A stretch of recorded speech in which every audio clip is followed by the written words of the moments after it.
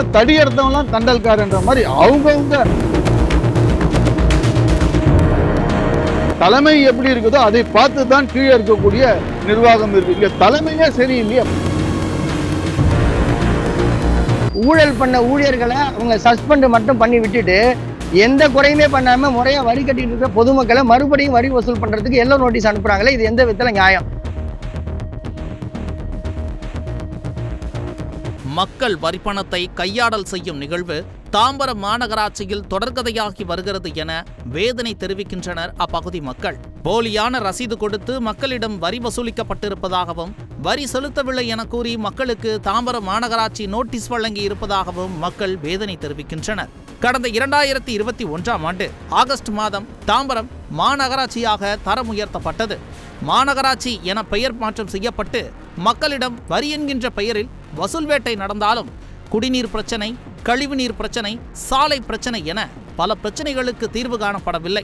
இந்த நிலையில்தான் திடுக்கிடும் தகவல் ஒன்று வெளியாகி உள்ளது. 5 மண்டலங்களாக பிரிக்கப்பட்டுள்ள தாம்பரம் மாநகராட்சியில் மக்களிடம் வசூலிக்கப்படும் வரிப்பணமானது முறையாக அரசிடம் செலுத்தப்படாமல் கையாடல் செய்யப்பட்டிருப்பதாக மக்கள் குற்றம் சாட்டுகின்றனர். கடந்த 2023-2024 நிதியாண்டில் தாம்பரம் மாநகராட்சிக்கு உட்பட்ட பெருகளத்தூரில் 1 கோடி ரூபாய் அளவிற்கு வரிப்பணம் கையாடல் செய்ததாக புகார் எழுந்த நிலையில் விசாரணை மேற்கொள்ளப்பட்டது. மக்கள் வரிப்பணத்தை கையாடல் செய்த அதிகாரியை சஸ்பெண்ட் செய்யப்பட்டதோடு அவரிடமிருந்து 1 கோடி ரூபாய் பணத்தையும் மீட்டெடுத்ததாக தாம்பரம் மாநகர ஆணையர் செய்தி வாயிலாக தெரிவித்திருந்தார். இந்த நிலையில்தான் தற்போது தாம்பரம் மாநகராட்சி மண்டலம் 5இல் 32 லட்சம் ரூபாய் அளவில் மக்களின் வரிப்பணம் கையாடல் செய்ததாக காசாளர் முரளி சஸ்பெண்ட் செய்யப்பட்டுள்ளார். 2023-2024 ஆண்டு போலி ரசீது மூலம் மக்கள் வரிப்பணம் 1 கோடி ரூபாய் கையாடல் செய்திருப்பது குறித்து அதிகாரிகளை தெரிவித்திருந்த நிலையில் தற்போது மக்கள் வரி செலுத்தவில்லை என கூறி மஞ்சள் நோட்டீஸ் அப்பகுதி மக்களுக்கு வழங்கப்பட்டிருப்பது பொதுமக்களிடையே அதிர்ச்சியையும் வேதனையையும் ஏற்படுத்தி இருக்கிறது. தாம்பரம் மாநகராட்சி சிறந்த மாநகராட்சி, அவங்களுக்கு பரிசெல்லாம் கொடுத்துக்கிறாங்க. அது இப்ப மாநகராட்சி உள்ளாட்சி அமைப்புகள் எல்லாமே இன்னைக்கு மிகவும் ஊழல் அதிகரித்து கொண்டிருக்கிறது. மதுரை மாநகராட்சியிலே ஏறத்தாழ 200 கோடி ரூபாய் ஊழல் செய்திருக்காங்க. அதற்கு அடுத்தபடியாக தாம்பரம் மாநகராட்சி கடந்த சில நாட்களுக்கு முன்பு தாம்பரம் மாநகராட்சி மண்டலம் 5இலே ஒரு அதிகாரி ஏறத்தாழ ஒரு 30 லட்சம் ரூபாய்க்குமே கையாடல் செய்து விட்டதாக செய்திகள் வருகின்றன. அதே போன்று தாம்பரம் மாநகராட்சி மண்டலம் 4 பெருங்குளத்தூர் பகுதி, அங்க இருக்கக்கூடிய ஒரு சில தாம்பரம் மாநகராட்சி அதிகாரிகள் பல்வேறு ஊழலுக்கு ஆட்பட்டு அவர் சஸ்பெண்ட் செய்யப்பட்டுள்ளார். இது போன்ற அதிகாரிகள் ஊழல் செய்து மக்களுடைய வரி பணத்தை கையாடல் செய்ததுக்கு அதிகாரிகள் மீது என்ன நடவடிக்கை எடுத்தார்கள்? அவர்களுக்கு நீதித்துறை மூலியமாக தண்டனை வாங்கி கொடுத்தார்களா இந்த திராவிட மாடல் அரசு என்பதுதான் மிகப்பெரிய கேள்விக்குறியாக இருக்கிறது. எக்கச்சக்கமா வரி போடுறாங்க.